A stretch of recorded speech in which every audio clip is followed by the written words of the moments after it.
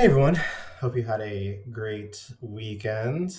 Weather here was decent and we got some much needed rain. We're still kind of getting it now, or maybe it'll rain. It's just kind of been in this weird, I don't know, the Raleigh Durham area is just, it kind of reminds me of like being in Florida. Like it just kind of, you get a rainstorm that comes through and it's just like a spot and it just kind of, that cloud formation just kind of moves wherever.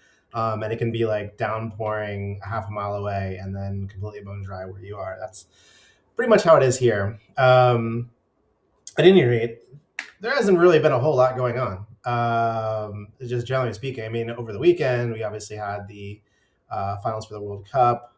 Um, we had the third place game, or really the meaningless game between England and France, but it did mean something because England had to beat France. It definitely couldn't be.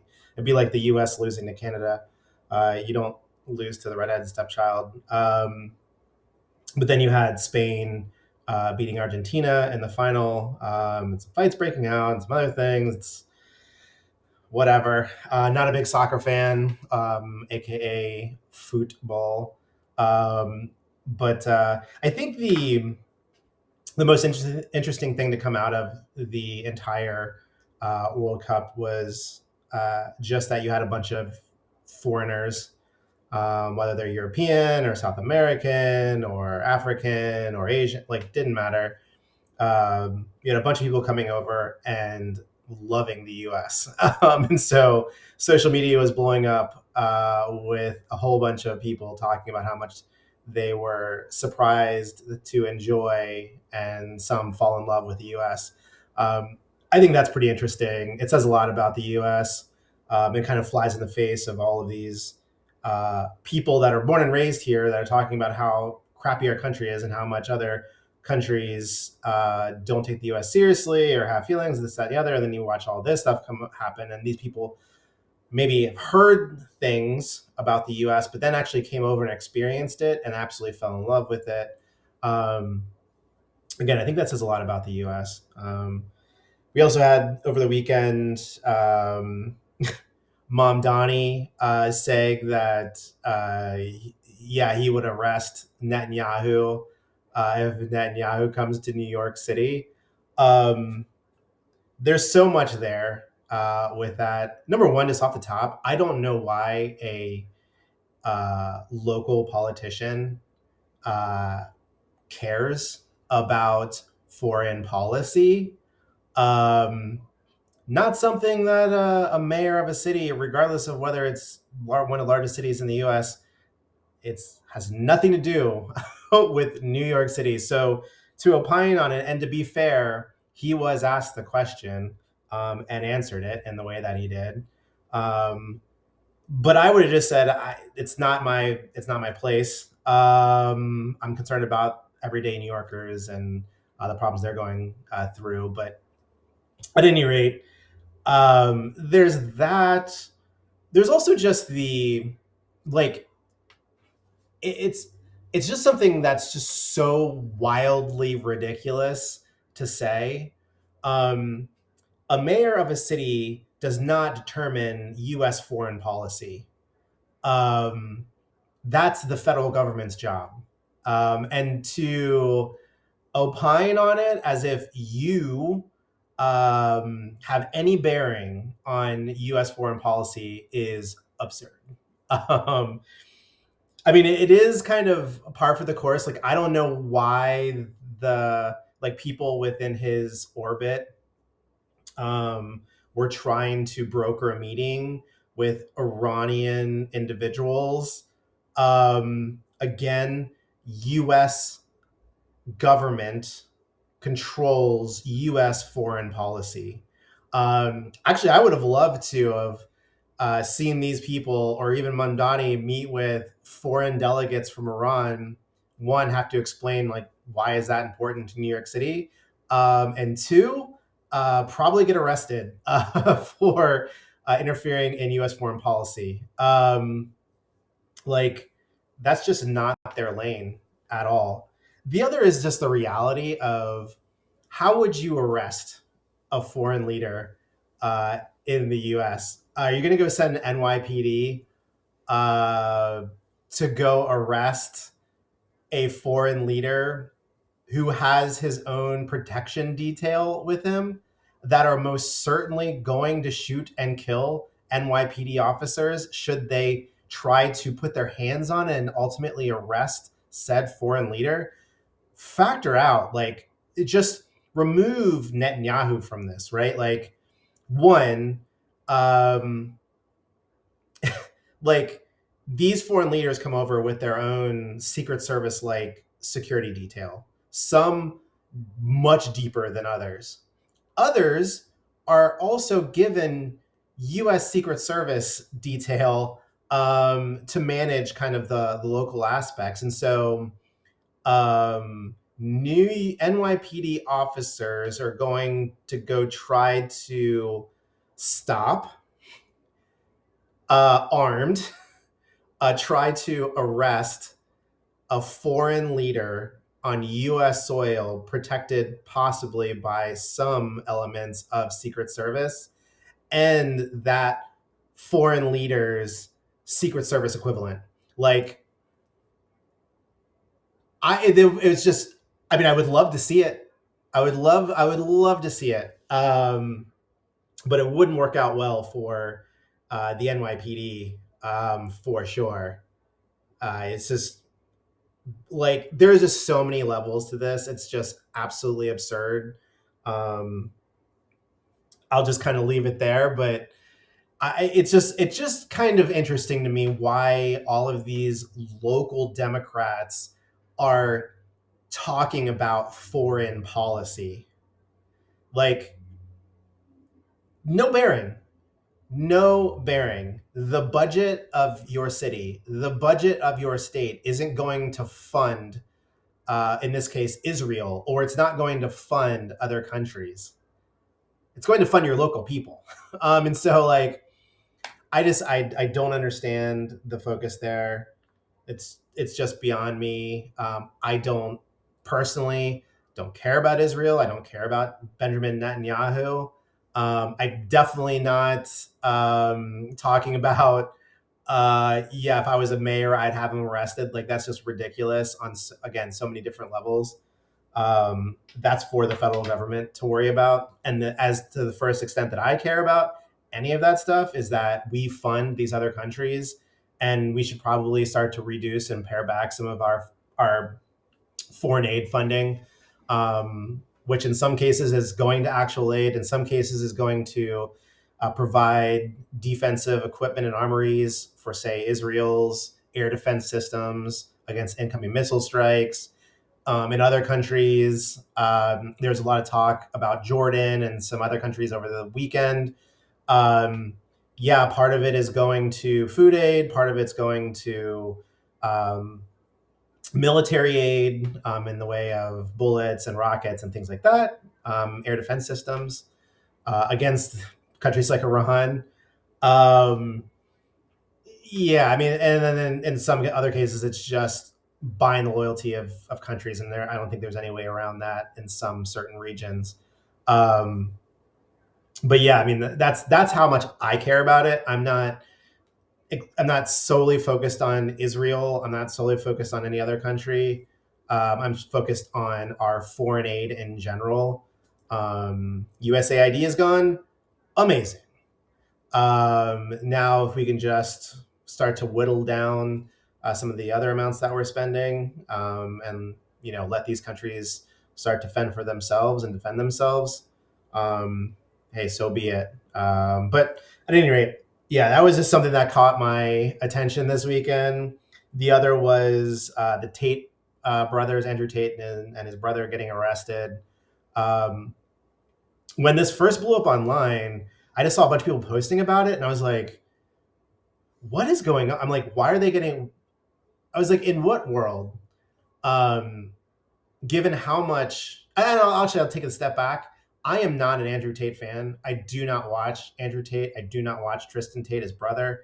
I see their stuff pop up in my feeds on social media occasionally. But the way I view the Tate brothers is they have a following of people And I would say it's a bunch of extremely low T men and teenagers that are looking for some kind of uh, alpha male figure that they can, you know, look to, you know, build self-esteem or like what, like I find these people annoying. um in all forms, Andrew Tate being on one end, and then you have like Tony Robbins on the other end. Like I motivational speakers and motivational type people I just find very annoying. Maybe it's because I spend a lot of time in sales, and I see the techniques that they use, and I know when the technique is being used on individuals to try to uh, do certain things. In sales, it was always about like the Sandler sales technique and all this other stuff. And now every time I see someone using Sandler, it just actually annoys me. It gives me like PTSD because I sat through so many of those stupid sales trainings.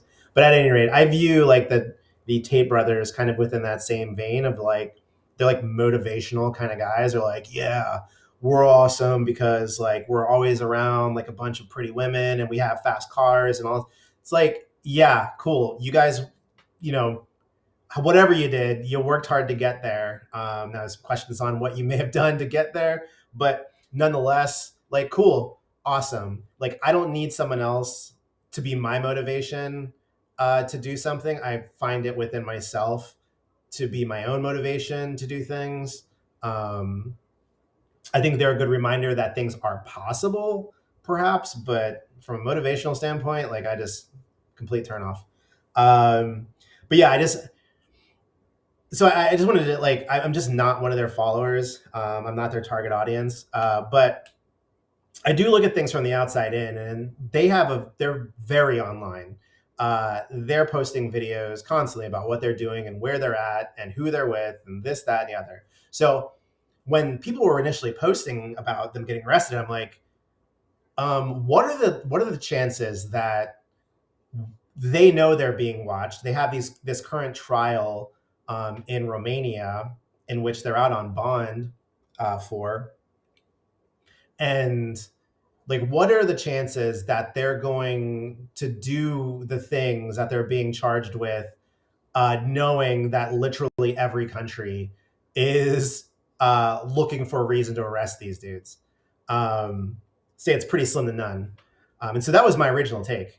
One of my posts blew up over the weekend because that was my take. I'm like, either like it was probably better odds that they would have like this stuff planted on them than it was that they were actually partaking in the distribution or acquisition of this material on any devices, knowing that they're being so heavily monitored by literally police in every country and every state that they go to.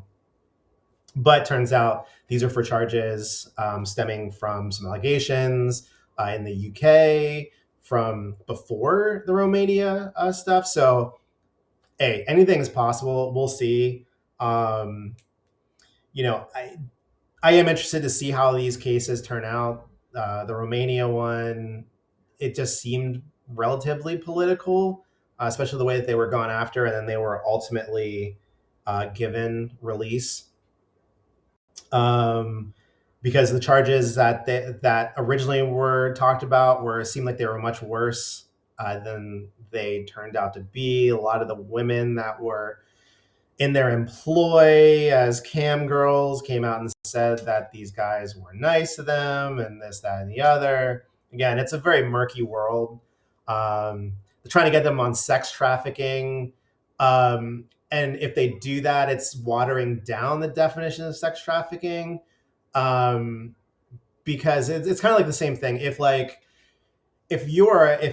there's a porn star out there, if male or female doesn't matter, and they live in California, and they fly to, let's say, Virginia to do a shoot and get paid to perform sexual acts, and I'm going to keep it as high level as possible, but they get paid to perform some acts in Virginia. Technically, they were sex trafficked. And so this is what they're talking about in relation to the Tate brothers when it comes to sex trafficking. There's also like the videos of them, which I unfortunately, like a while ago, like when people were talking about the Romania case, there was a video floating around of him whipping a girl with a belt. Well, the girl in the video says that that was for show, and so I'm not defending these guys. I have no doubt that they may have crossed some lines, but from what I've seen so far, if they get charged with sex trafficking, um, then for better or for worse, the entire like porn industry is getting shut down, because anybody in that industry who's a manager or a director could get charged with sex trafficking. Um, but we'll see. We'll see how all that works out. I am interested to see, and I do find it interesting that that they that the U.S. was okay arresting them to move them to the UK, knowing that Romania already had them arrested and that they were out on bail.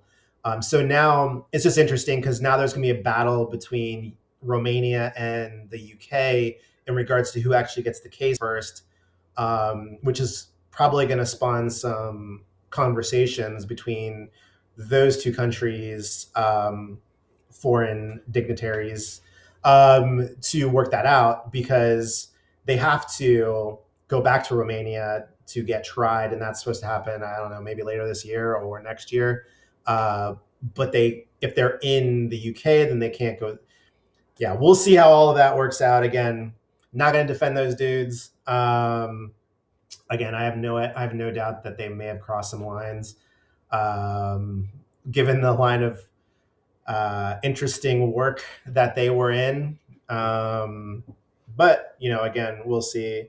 There's also the federal ICE facility or process, I don't know, in Manhattan that was firebombed today by an individual who was known to be anti-ICE and anti-immigration enforcement. So yet again, we have another far left individual committing an act of what, for all intents and purposes, is an act of terrorism within New York City. Earlier, it was either earlier this year or later last year. I think it was earlier this year. Actually, a couple months ago, they had the individuals who tried to throw makeshift explosive devices at an anti-immigration individual protest that was happening outside of Gracie Manor in the Upper East Side in Manhattan. There was that. Those guys were arrested. You had just the interactions with ICE at the New Jersey ICE facility. You also had anti-ICE protests happening for the officers that were in Manhattan, going out to do work across the 5 boroughs of New York City. You had altercations at the immigration courthouse in Manhattan, in downtown Manhattan, where they were arresting people immediately coming out of immigration court when they were losing their cases. Just a whole bunch of interesting stuff. Again, for the people that want to argue that the left is not more violent, as every day passes, that argument is getting harder and harder to maintain, especially when your only argument for the right is January 6th. I mean, what large-scale right-wing protests are happening or have happened over the last 1 year, 2 year, 3 year, 5 years, 6 years, 7 years, 8 years? You'd have to go all the way back to Charlottesville. And even now, there's questions around that particular one because it has been proven that the ACLU, was it not the ACLU, it's the Southern Poverty Law Center, SPLC, had an informant who then essentially paid for the transportation of all of the people to get there. Would that have actually happened without the funding from the SPLC? Some would argue that no, it wouldn't have happened. And some would also argue that most of the protests, actually, I won't even say they're not protests, most of the rallies or marches that include uh, overt racists like neo Nazis are potentially all funded by the SPLC in some way, shape, or form. And you haven't really seen many of them. There's the one with the, I think I talked about it in another video, and I'm blanking on their name right now. But the guys who show up in masks, who won't show their identity, who take public transportation to get places, or show up coming out of the back of U-Haul vans, and then magically just disappear into the world, not to be heard from again until somebody needs to cry that white supremacy is on the rise, and then magically these guys show up a couple weeks later. But yeah, it's just getting harder and harder to find real right wing examples of aggressive protests. I mean, you could say like the protest or the March for Life, which happens once a year, which is the anti-abortion march, like never gotten violent ever. Bunch of very religious people out there doing their thing, talking about anti-abortion and this, that, and the other. And at any rate, again, so far it's a slow week. I mean, it would seem that there's a lot going on, but there just isn't. We're still waiting for elements of the SAVE Act to pass. We'll see how that goes. I'm leaning into the camp that says that mail-in ballots will not be delivered in certain states because they refuse to comply with some of the SAVE Act rules rolled out by the president by his executive order, by the way. So we'll see. We'll see. I just think you can't.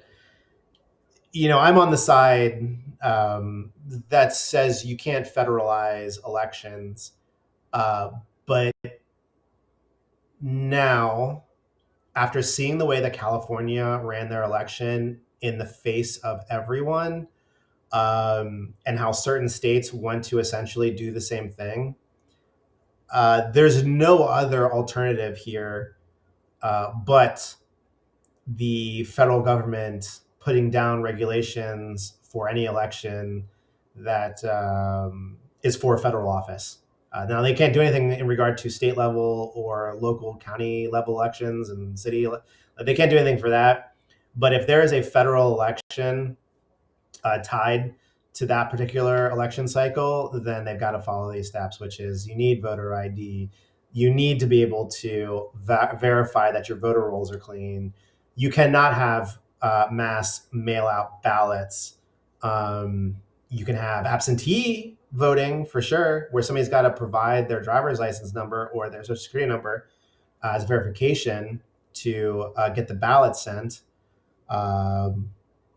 But you can't. I mean, you can't have states running their elections like California, and many Democrat-run states want to go full blown in that direction to the point where you'll never be able to, like, you won't be able to find fraud because all the fraud has been legalized, and that's the way it is in California, unfortunately. But at any rate, let me know what you think in the comment section below. And as always, keep believing that the best is still ahead for America. Peace out.